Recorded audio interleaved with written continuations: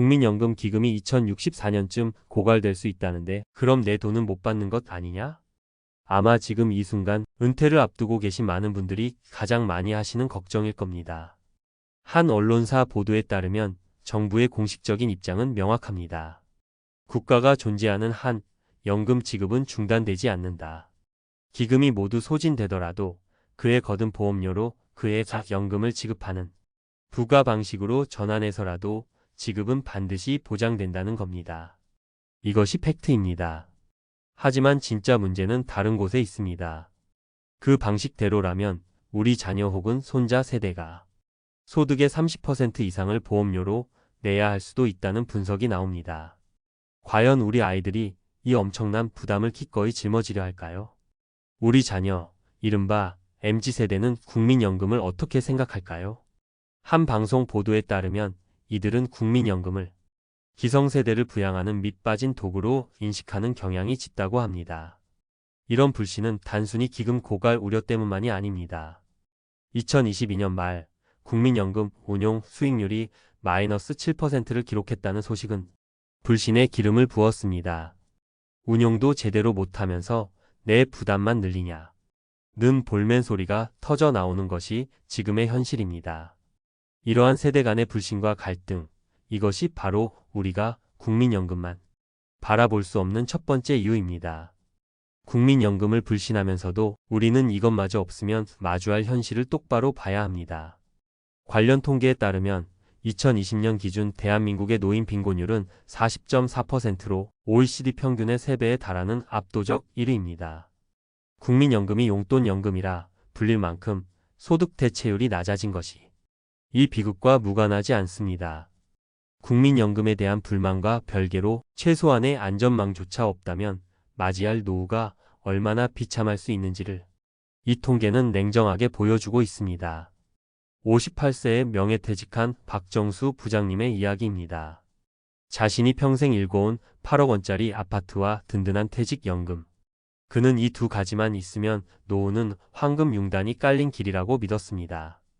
주변에서 노후 준비 이야기를 해도 국민연금은 용돈 수준이니 나중에 집 팔아서 쓰면 되지 라며 자신만만하게 말하곤 했습니다.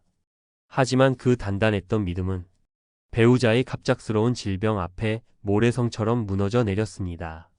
목돈이 급하게 필요해졌지만 믿었던 퇴직연금은 그동안의 생활비와 자녀 결혼 자금으로 이미 상당 부분 소진된 상태였습니다.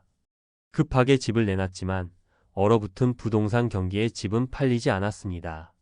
자산 목록에 버젓이 적힌 8억이라는 숫자는 그저 그림의 떡일 뿐 당장 손에 쥘 수 있는 현금이 없다는 냉혹한 현실이 그의 숨을 옥죄어 왔습니다. 결국 박 부장님은 아파트를 담보로 높은 금리의 대출을 받아야 했습니다. 생활비도 부족한데 매달 꼬박꼬박 나가는 이자 부담에 그는 결국 월 150만 원짜리 경비직으로 다시 일터에 나섰습니다. 그의 어깨를 짓누르는 것은 단순한 피로가 아니라 내가 왜 그랬을까 하는 뼈저린 후회와 자책감이었습니다. 박 부장님의 실패는 개인의 불운이 아닙니다. 한 경제 전문지의 분석에 따르면 50대 자산의 82.7%가 부동산에 묶여 있고 실제 현금 흐름을 만드는 금융 자산은 17.2%에 불과합니다. 이것이 바로 자산의 착시입니다. 박 부장님이 느꼈던 그 막막함, 장부상 자산은 많아 보이지만 근로소득이 끊기는 순간 쓸 돈이 없는 부동산 푸어로 전락할 위험이 매우 큽니다. 결국 노후 준비의 핵심은 자산의 총액이 아니라 매월 통장에 월급처럼 꽂히는 현금 흐름을 얼마나 만들어 두었는가에 달려 있습니다. 국민연금만 믿을 수도 그렇다고 외면할 수도 없는 이 딜레마를 어떻게 풀어야 할까요? 전문가들은 5층짜리 연금 자산집을 지으라고 조언합니다. 국민연금이라는 기초 위에 4개의 튼튼한 기둥을 더 세우는 전략입니다. 첫 번째 1층 기초공사입니다. 국민연금을 무시가 아닌 활용의 대상으로 봐야 합니다. 국민연금은 불신의 대상이 아니라 철저히 활용해야 할 노후 자산의 기반입니다. 투자 전문가들은 국민연금으로 쌀을 사고 퇴직연금으로 반찬을 사라 고 말합니다. 가장 기본적인 생활의 기반이라는 뜻이죠. 특히 소득이 없다면 수령 시점을 최대 5년 늦춰 매년 7.2%씩 연금액을 늘리는 연기연금 제도를 적극적으로 검토해야 합니다. 용돈 연금을 생활비 연금으로 키울 수 있는 가장 확실한 방법입니다. 두 번째, 2층 튼튼한 기둥입니다. 퇴직연금은 반드시 연금으로 받아야 합니다. 이것이 바로 박 부장님이 목돈이 필요할 때 소중한 노후 자산을 깨지 않도록 지켜줄 수 있었던 첫 번째 안전장치입니다. 연금으로 수령 시 퇴직소득세를 30%에서 많게는 40%까지 절감할 수 있습니다.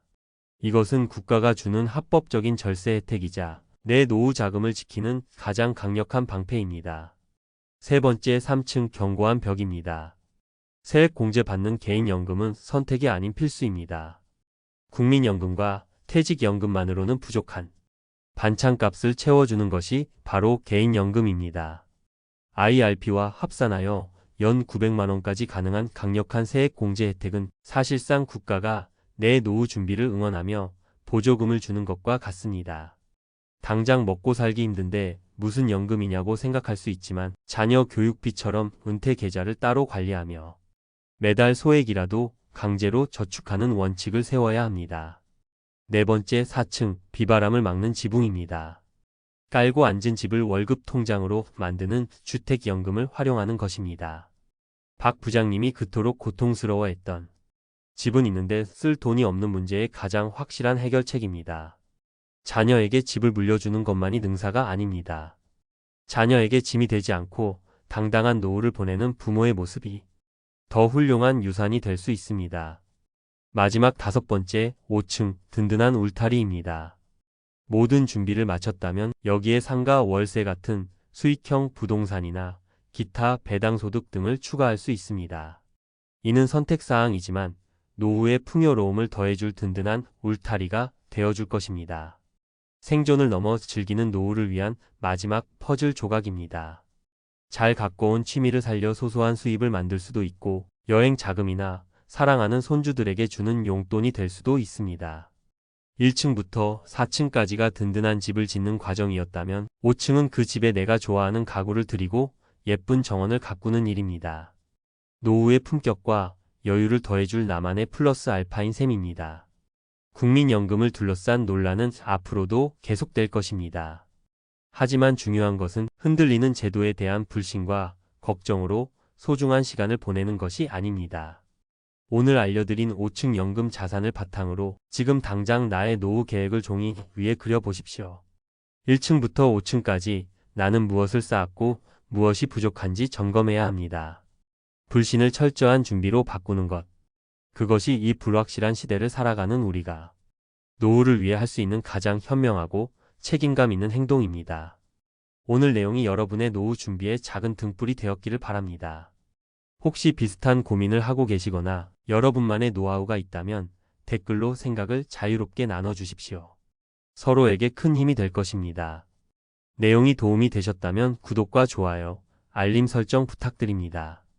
여러분의 소중한 노후를 응원하며 더 유익한 내용으로 다시 찾아뵙겠습니다. 감사합니다.